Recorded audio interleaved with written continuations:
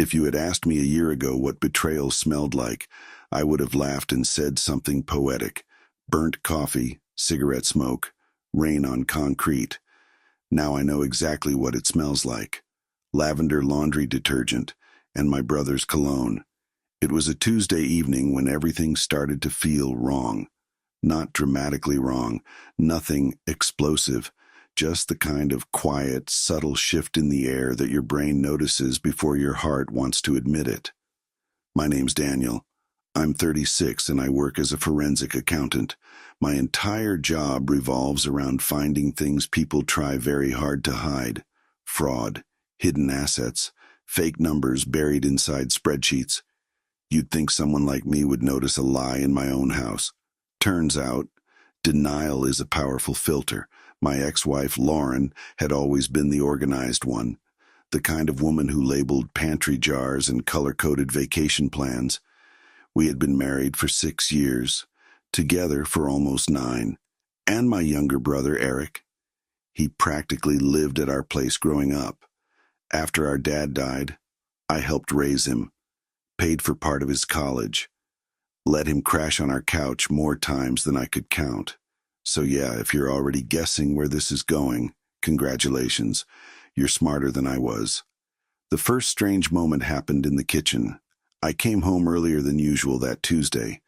A client meeting got canceled, so I figured I'd surprise Lauren with dinner takeout from her favorite Thai place.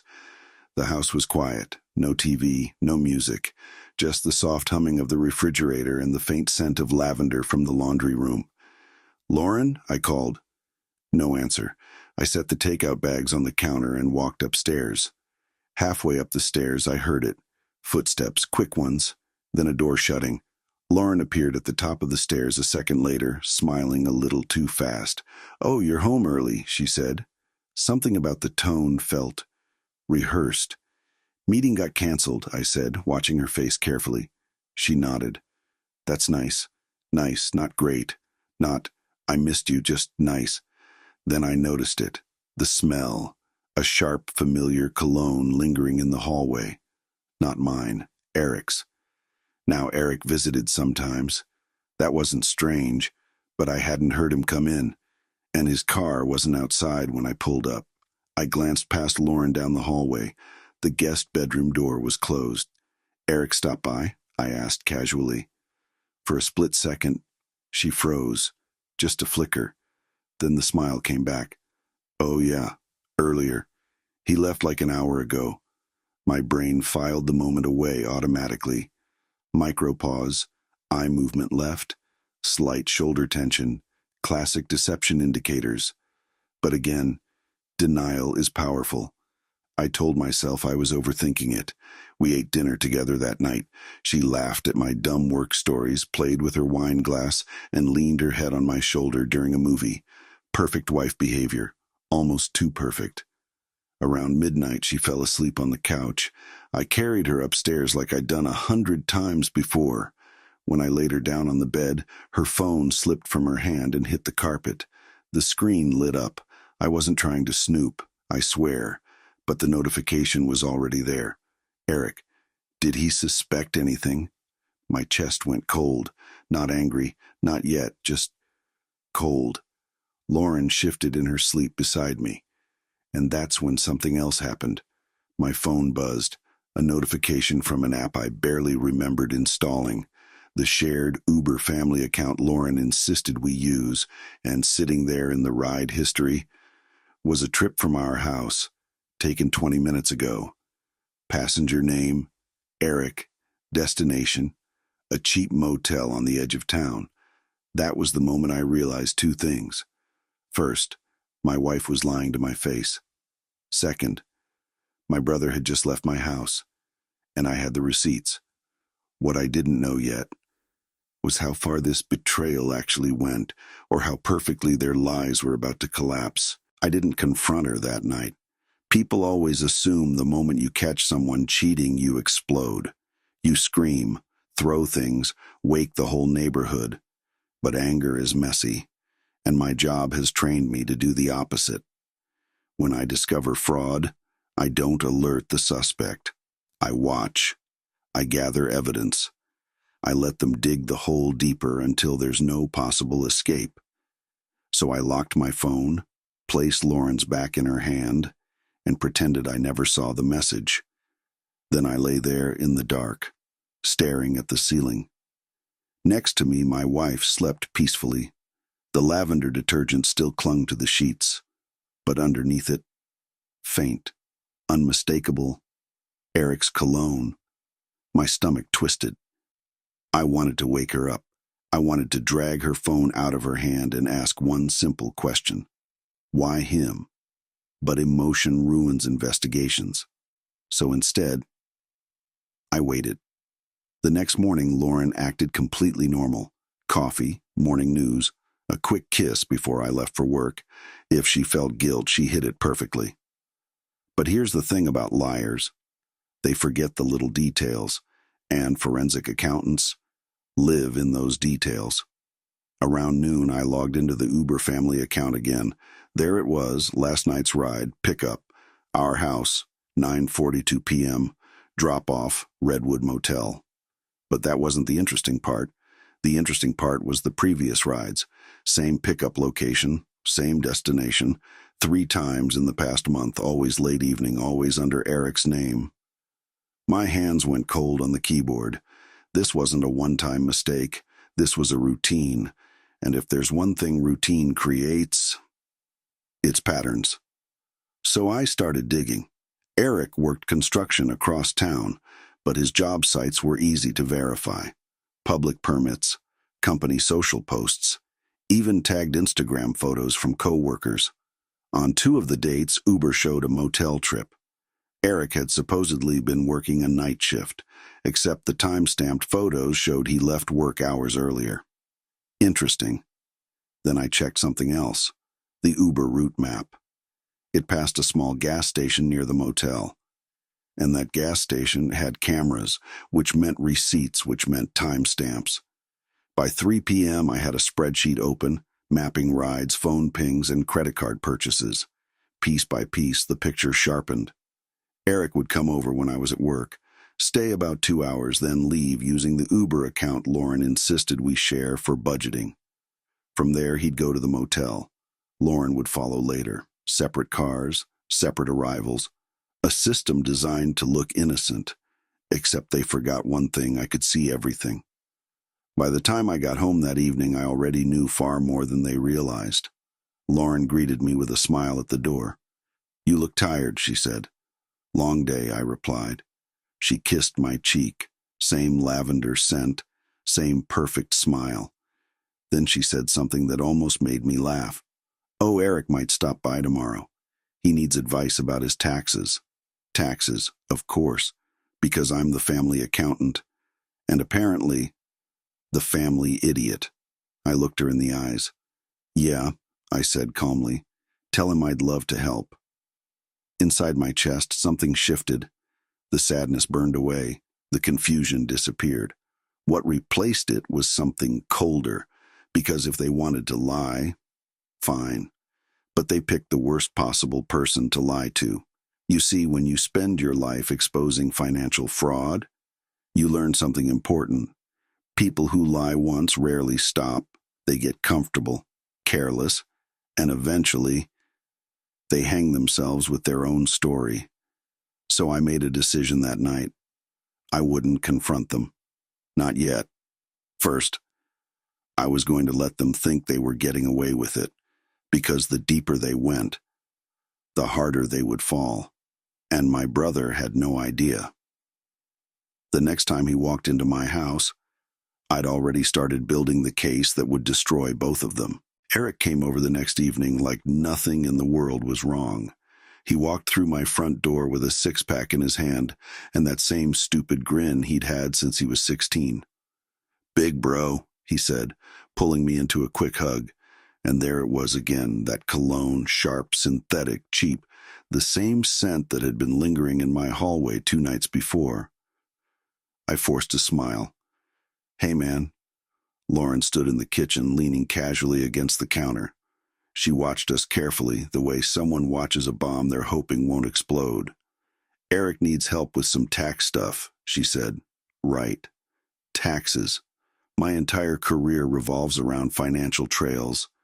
People think cheating is discovered through texts or photos, but most affairs collapse because of money. And Eric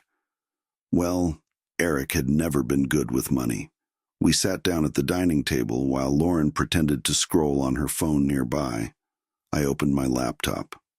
"So," I said, "what's going on with your taxes?" Eric scratched the back of his neck.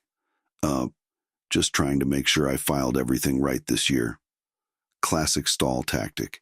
He had no idea what he was talking about, but that was fine.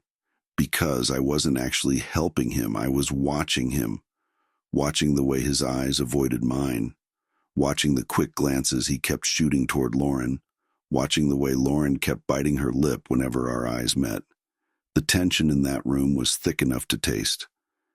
After about 20 minutes, Eric leaned back and said, "Mind if I grab a beer from the fridge?" "Go ahead," I said. He walked into the kitchen. Lauren followed him a second later. They thought I couldn't hear them, but the house was quiet, and whispers travel. "You said he didn't suspect anything," Eric muttered. "I told you he doesn't," Lauren whispered back. "Still feels weird." "Relax. He trusts us." For a moment, my hand stopped moving on the keyboard. That sentence echoed in my head. He trusts us, not trusted. Present tense. Still. The arrogance of it almost impressed me. They walked back in a few seconds later like nothing had happened. Eric finished his beer. We wrapped up the fake tax session, and about an hour later he left. But this time, I was ready. As soon as his car pulled away, I opened the app I had installed earlier that day. A simple GPS tracker, not on Eric, on something else. The watch I had given Lauren for our anniversary last year. She never took it off, which meant wherever she went, I could see it. At 9:18 p.m., the dot moved. Lauren grabbed her keys and said, "I'm going to run to Target. Need anything?" I smiled. "Nope. Take your time." She kissed my cheek. Lavender. The door closed. Then I watched the GPS dot start moving across town. Not toward Target, toward the Redwood Motel, right on schedule. My chest tightened, but not with sadness, with confirmation. Because suspicion is one thing, proof is another. I sat there in the quiet living room listening to the refrigerator hum and the distant sound of traffic outside, and I waited. 20 minutes later, another dot appeared on the map. Eric's phone. The family plan meant I could see the device location through the carrier account, and sure enough, it pulled into the same motel parking lot. Room numbers weren't listed, but they didn't need to be. The two dots stopped moving in the exact same spot for the next 3 hours. That was the moment the last piece of denial died. My wife, my brother, together in a motel room while I sat at home in the house I paid for. The strange thing was, I didn't cry. I didn't punch the wall. Instead, I opened a new spreadsheet. Because something about Eric's tax story had bothered me earlier. He mentioned his contractor company paid him cash bonuses. Construction companies don't do that, not legally. So I checked public records, permit databases, contract filings, payroll disclosures, and within 40 minutes, I found it. Eric wasn't just cheating with my wife. He was committing tax fraud, unreported income, fake deductions, cash payments hidden from the IRS, the kind of fraud that destroys careers. I stared at the numbers on the screen, then slowly leaned back in my chair, because suddenly, this wasn't just betrayal anymore. This was leverage. And my brother had just handed a forensic accountant the exact weapon needed to ruin him. The affair hurt, but the fraud, that gave me something much better, a way to make sure neither of them ever forgot what they did to me. For the next 2 weeks, I played the perfect husband. Lauren never suspected a thing. We cooked dinner together, watched Netflix, even went out with friends one Saturday night. She laughed, held my hand, kissed my cheek in public. If guilt was eating her alive, she hid it well. But every time she smiled at me, I saw the motel room. Every time she said, "I love you," I saw the GPS dots sitting together in that parking lot. Meanwhile, I was busy, very busy. You see, forensic accounting isn't just about numbers. It's about building timelines so airtight that when the truth drops, it crushes everything beneath it. First, I documented the affair. Uber ride history, GPS logs from Lauren's watch, phone location pings from Eric's device, dates, timestamps, patterns. 12 motel visits, not one, not two, 12. Then I documented something even more dangerous. Eric's finances. Construction companies file a lot of paperwork with city permitting offices. Contractor payments, subcontractor declarations, supply invoices. Eric had been reporting one income number to the IRS. But the permit payment records showed something very different. Over $180,000 in undeclared cash work, fake deductions, hidden deposits, classic contractor tax fraud, the kind the IRS loves to make examples of. By the end of the second week, I had a digital folder that could destroy 2 lives, and I had a plan. The confrontation happened on a Sunday afternoon. I invited Eric over for a family dinner. Lauren cooked pasta. Eric brought wine. The 3 of us sat at the same dining table where he'd pretended to ask me about taxes, the same table where they whispered behind my back. I let them eat first, talk, laugh. Then I slid a manila folder across the table. Eric frowned. "What's this?" "Just something I thought you'd find interesting," I said calmly. He opened it. Inside were printed Uber receipts, the Redwood Motel address highlighted, date after date after date. Lauren's fork clattered against her plate. Eric's face drained of color. "What the hell is this?" he muttered. I leaned back in my chair. "Proof," I said. Lauren whispered, "Daniel." But I raised a hand. "No, let him keep reading." Eric flipped to the next section. GPS maps, 2 dots. Arriving at the same motel. Same time, same nights. The room went completely silent except for the hum of the refrigerator. Finally, Eric pushed the papers away. "This isn't what you think." I actually laughed, a quiet, tired laugh. "Eric," I said, "I'm a forensic accountant." I tapped the folder. "You 2 couldn't lie your way out of a parking ticket."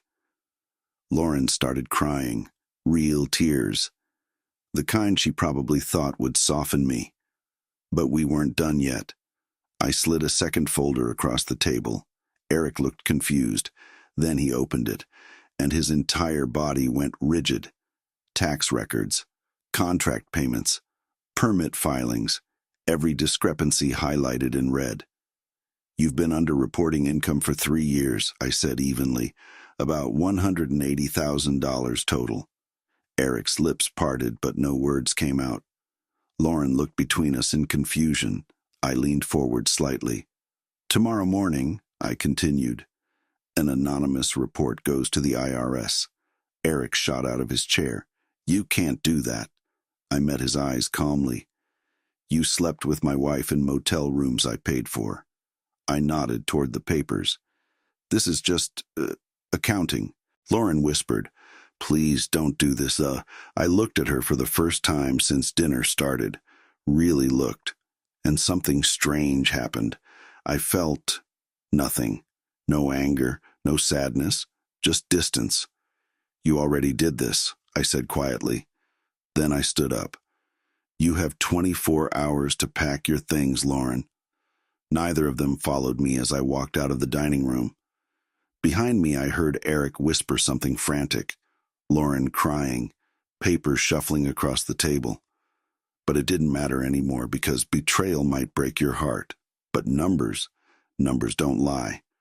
And when the IRS finally finished their investigation 6 months later, Eric lost his contractor license, his savings, and his reputation. Lauren moved 3 states away. Last I heard, they didn't even speak anymore. Funny how that works.